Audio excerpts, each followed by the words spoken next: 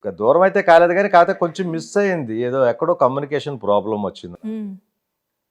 సరైన మేనేజర్స్ లేకో సరైన పిఆర్ఓస్ లేకో కొంచెం మిస్ అయిపోయింది. మిస్ అయిపోయేసరికి ఏమైపోయిందంటే తమిళ్లో బిజీగా ఉన్నాడని తెలుగు వాళ్ళు, అవును, తెలుగులో బిజీగా ఉన్నా అని చెప్పేసి తమిళ ఇండస్ట్రీ, ఇటు కాకుండా రెండు పడవల మీద కాలేస్తే ఏమవుతుందో తెలిసిందే కదా. Exactly sir. అది చేశాను నేను. తమిళ్లో తెలుగులో రెండిట్లో బిజీ ఉండే ఆర్టిస్టులు ఎంతో మంది ఉన్నారు. ఈ రోజు ఆ రోజుల్లో ఏంటంటే ఏదైనా ఒక ఇండస్ట్రీని నమ్ముకోవాలి, ఓకే, ఒక చోటే కూర్చోవాలి. కమ్యూనికేషన్ పెట్టుకోవటం అంటే ఇప్పుడు ఇక్కడికి వచ్చాను, చిరంజీవి గారు, బాలయ్య గారు, వెంకటేష్ గారు, నాగార్జున గారు, అప్పట్లో ఉన్న హీరోస్ ఎవరు, వాళ్ళతోటి కమ్యూనికేషన్ పెట్టుకుంటే సరిపోద్ది. అప్పుడున్న డైరెక్టర్స్. నేనేం చేశాను, ఇక్కడ ఒక 10 రోజులు అక్కడ ఒక 10 రోజులు. అప్పట్లో కూడా ఇంత పిఆర్ ఇంత సర్కిల్ మెయింటైన్ అయ్యేదా సార్ ఆ టైంలో? 100% అమ్మా. ఎందుకంటే ఈ రోజున మొబైల్స్ వచ్చినాయి కాబట్టి, అప్పట్లో మొబైల్ కొత్త, టాటా అప్పుడు పేజర్స్ ఏవో ఉండేవి పెద్దది, పేజర్స్ వచ్చినాయి ఫస్ట్, తర్వాత టాటా ఫోన్ అని పెద్దది వచ్చింది ఆ టైంలో మాస్టరు. అప్పట్లో కమ్యూనికేషన్ ల్యాండ్ లైన్ తప్పితే వేరేది లేదు, పేజరు ల్యాండ్ లైన్. ఇళ్ళకి వెళ్ళిపోయేవాళ్ళం. వెళ్ళిపోగానే విజయ్ చూడగానే అరవింద్ గారు కూడా పైన ఉన్నారు అన్న హెల్లు అనేవాడు ఆయన. ఓకే, ఇక్కడ ఏం లేదు, ఇచ్చేటాలు అలాంటివి ఉండవు. బాలయ్య బాబు గారు ఏదైనా మేకప్ చేసుకుంటున్నారు వేరే షూటింగ్ అంటే మేకప్ రూమ్లోకి వెళ్ళిపోయాం డైరెక్ట్గా, ఆయన ఇంట్లోకి వెళ్ళిపోయేవాళ్ళు ఆయన బాడీ గార్డ్స్. అంటే జనరల్ గా అంత పర్మిషన్ మీకు అవైలబుల్ ఉండేదా? పంపించి త్వరగానే వాళ్ళు అంతే. ఓకే, అయితే మీకు మంచి ఇండస్ట్రీలో మంచి నేమ్ ఉంది సార్. అంటే అంత టాప్ హీరోస్, చిరంజీవి గారు కానివ్వండి, బాలకృష్ణ గారు కానివ్వండి, అంత టాప్ పొజిషన్స్ లో ఉన్న హీరోస్ డైరెక్ట్ గా మీరు ఇంట్లోకి వెళ్ళడం, మేకప్ రూమ్ లోకి వెళ్ళడం అనేది అది కేవలం వాళ్ళ కుటుంబ సభ్యులకో లేకపోతే అత్యంత సన్నిహితులకు మాత్రమే దక్కుతుంది.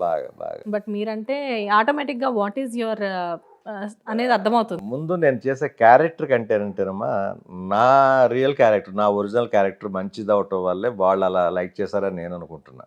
ఓకే, అంటే వాళ్ళకున్న సీనియారిటీకి, వాళ్ళకున్న పెద్దరికానికి మనిషిని అనలైజ్ చేయగలరు ఎవరు ఎలాంటి వాళ్ళని. జనరల్ గా మీ ఫ్యామిలీ మొత్తం ఇంతేనా, డౌన్ టు ఎర్తే ఉంటారా?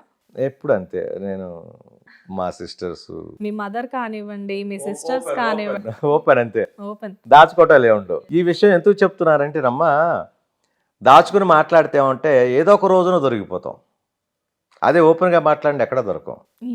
నిజం అనేది 1000 సంవత్సరాలకు అలాగే, కొన్ని వేల సంవత్సరాలకు అలాగే ఉండిపోద్ది. అబద్ధం అనేది రోజు రోజుకి మనం బిల్డప్ చేయాలి దాన్ని.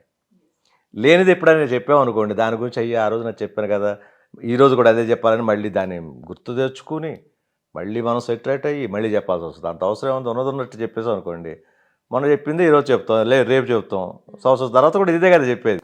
అందువల్ల ఉన్నట్టు మాట్లాడటమే మా ఫ్యామిలీకి అలవాటు. అలాగని కాదు, చాలామంది ఉంటారు ఇలాగా.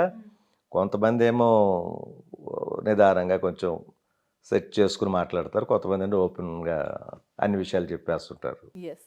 అండ్ మీ కుటుంబ నేపథ్యం గురించి చాలా మందికి తెలిసిందే, కానీ మీ నోటితో వినాలని మేము అనుకుంటున్నాము. అసలు ఎక్కడ పుట్టారు విజయ్ గారు?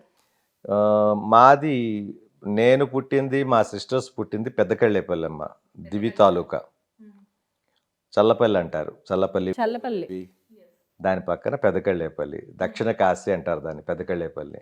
ఓకే, వేటూరు సుందరరామూర్తి గారి ఊరు అదే, కృష్ణా జిల్లా. వేటూరు సుందరరామూర్తి గారి అక్కడే పుట్టారు, అక్కడే పెరిగారు ఆయన, పెద్దకళ్ళేపల్లిలో.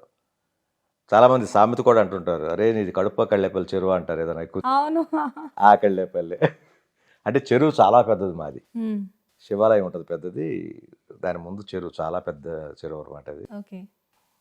వేటూరు గారేంటి, కోట శ్రీనివాసరావు గారు అక్కడే చదువుకున్నారంట, ఆ పక్కనే విలేజ్ అయింది, అక్కడ హై స్కూల్లోనే చదువుకున్నారంట. ఇలాగ నాకు తెలిసి వీళ్ళిద్దరు పెద్దలు ఆ ఊరు. కానీ గుడివాడ అబ్బాయి అని ఎందుకంటారు మిమ్మల్ని? తర్వాత ఏమైందంటేనమ్మా, అక్కడి నుంచి మేము గుడివాడకి షిఫ్ట్ అయిపోయాం.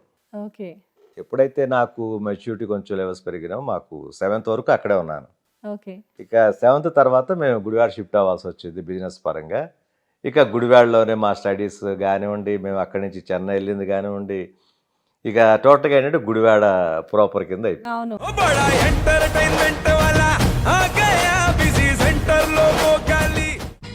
సక్కు సక్కేంద్ర సక్కు సక్కు బాయ్ బాయ్ బాయ్ బాయేంద్ర భార్గవ్ బాయ్ బాయ్. గిరాకి వచ్చే టైం ఏంది, కస్టమర్లు వస్తున్నాడు, రేడికల్ పిగురి.